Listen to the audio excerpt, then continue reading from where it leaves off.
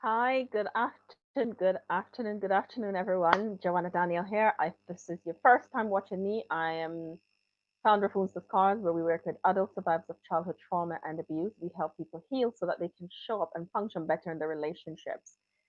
We do that three ways through online courses, retreats, and conferences.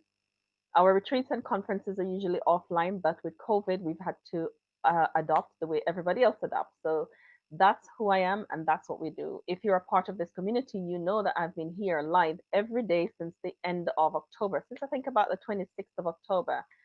And I'm going to be here with you throughout the year. And yesterday over the weekend, I was reflecting and thinking, so what am I going to do in January? I'm so used to coming on here at 1 o'clock that I don't know how long. I'm not promising. But I don't know how long I'll be here because I enjoy coming on every day and having this chat with you. I also enjoy the messages and feedback that I get and the questions that I get asked. I like those too. So keep them coming. I just want to check to make sure that my sound is okay. And I'm gonna go on Facebook because I haven't seen the notification yet. So I just like to just confirm that I can see myself. Okay, great. So it's good. You can hear me. So I am here every day, and I'm gonna continue to be here. I talked about the my mind went blank. Everything just went out of my head. All the words, they said we have 6,000 words every day, 6,000 thoughts every day. I just had none. I had a space when there was zero just now.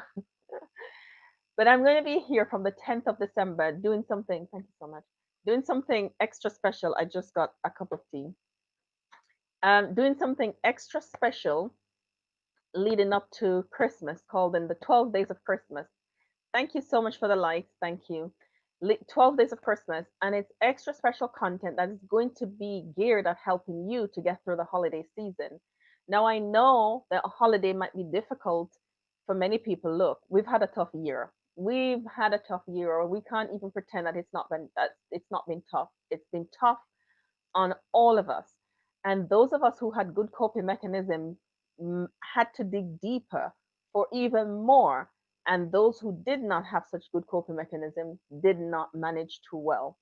Now, because we work with trauma, we know that situations like this can either trigger us in many different ways. It can send us in hiding and we in our freeze response where we're shut down and we can't feel.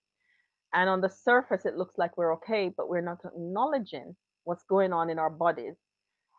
And or we can be in our fight or flight place where we're constantly agitated, we're anxious, and anxiety is off the scale. Either way, I know that Christmas is not going to be, or the holiday season is not going to be that great for everybody. There's some people who, when it was a period of calm, it wasn't great anyway. Going to family members can be a lot for a lot of people. And there's a lot of people who in our community who are single and live alone who also isn't looking forward to the holiday season for different reasons. So we're doing 12 days of Christmas from the 10th of when's the 10th? It's not too long, is it? The 10th is where's my calendar? Because I'm talking about it as if it's some long future event. And the 10th really is just, I'm just checking. The 10th it's Thursday. It starts on Thursday. 12 days of Christmas starts on Thursday. Then I have some extra special stuff for you around boundaries, around mindset, the things you tell yourself, all or nothing thinking, all of those kind of stuff. How to set boundaries with family members around this time, how to boundary yourself during this time, how to have the mindset, our mindset. Thank you, Roxanne. It's Thursday, and I'm speaking of the 10th as if it's in 2 weeks. It's not, is it? So, how to have our mind right. When our mind isn't right, we are not right. It starts in our feelings. I can't overstate this. It starts in our mind. Our thoughts influence how we feel, influence how we act. So I'm going to give you some things to do. You're going to have homework to do. You're going to have worksheets and homework because we have to fix our mind, because if our mind isn't right, then making myself a note.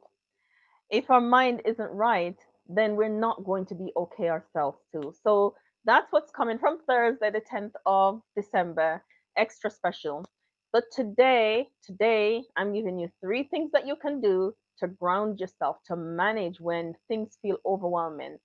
And it manages your body because one of the things that we don't know is that when we're triggered, when we're in our fight or flight place, the body is in it's tense, it's locked down, things are going on in the body. And when we can address what's going on there and learn good grounding practices, that's a way to start training the brain of how we're going to deal with this particular thing. All right? I hope we're together. I like to check in with, are we together? Are we understanding each other? So I'm going to give you three things that you can do. You know, I talk a lot about deep breathing, and I cannot overemphasize the importance of deep breathing when we're in pain, even for physical pain. I remember when I was in hospital from, it's coming up to a year, when I was in hospital on the 3rd of January, and it was excruciating pain, and they're saying, deep breathing. I'm like, deep breathing can't work for me. Deep breathing is not going to help me. It's not going to stop the pain until I did it and realized that it does work for that too. So, deep breathing helps to soothe the sympathetic system, the emotional side of the brain, give you back access to your thinking brain, your frontal lobe, where you can decide to do something that's going to help you to get up, to move, to walk around, to go for a walk, to have a drink, to put some music on, to do something, movement, to do something that's going to help you to keep grounded. And when I say keep grounded, keep you in the present, in the here and now. Because when you're triggered, you're experiencing the feelings as if it was the first time you were that particular thing was happening to you. And so we need something to get you to come back, to stay present, to stay now, because it's not happening now. And the more you do that, is the more you're training yourself and you're training your brain to understand and to respond to that particular trigger in this particular way. Because at the moment, your automatic response is whatever the automatic response is for you. So whenever anything is happening, whenever the children have done something, or you get some particular bad news, something that you don't like, and something is happening, I want you to take a deep breath, in and out, wherever you are. Nobody needs to know that you're doing it. If you're in the crowd, it's fine. Nobody needs to know that you're doing it. Just deep breath in, out. So you're in through your nose and out through your mouth. Okay, in, out, and take three or five if you need to, in clusters. So like three in a cluster, five in a cluster, and take as many as you need to. So what that does is get you to come back to the now, to the here and now. All right? It gets you to come back to the here and now. And then I want you to, after you've come back to the here and now, to look around, be look at something, notice something in the room, listen for something. What can you hear? The clock is ticking, there are paintings on the wall. I can feel the arm of my chair. Use your senses, engage your senses this time. Yes, I can feel the arm of my chair. I can feel the floor. The floor is hard. Um, but my socks, my shoes is soft. I can feel the back of the chair. So you're bringing yourself back to the present, because when you're triggered, remember, you go off. So you're bringing yourself back. You can feel, shuffle yourself a little bit. So just kind of be aware of your environment. Use your senses to take in what's happening in the environment so you can come back to present, to now. All right.